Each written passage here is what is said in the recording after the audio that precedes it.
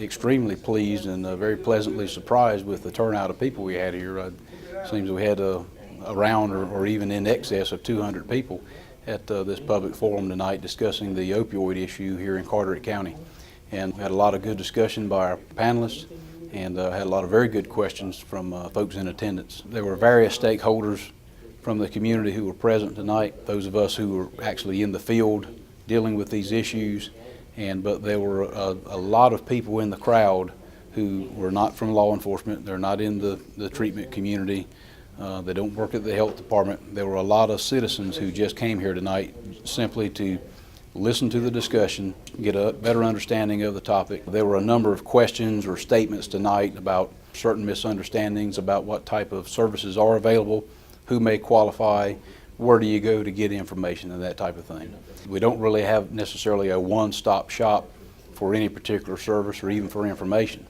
And so I guess it would be incumbent upon many of us to provide as much information as possible to the public, whether it's those of us in law enforcement, whether it's the substance abuse providers in the community. And that was also mentioned as well. If you call and talk to one provider, if they can't help you, then they may refer you to someone else in the community so that you can go and get information or get a service at another location here in the county. If anybody has any questions about services available or need referrals, they can certainly feel free to contact our office or their other law enforcement agencies in their respective communities.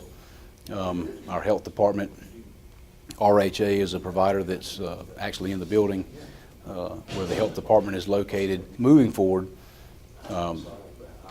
it's not like we can just have 2 or 3 meetings over the next couple months and hammer out a strategy and then just go out and change the situation over the next several months or probably even years. It's going to be a long-term effort in order to deal with this situation. It's taken us many years to get to where we are now. And there are a number of things that would have to be done with regard to changing the law, changing various regulations, best practices. Law enforcement and treatment providers and other folks in the community working together collaboratively to deal with issues in the criminal justice system, drug treatment, reentry, helping people get back to work. All those things are going to have to come together over time to address this issue of addiction in general.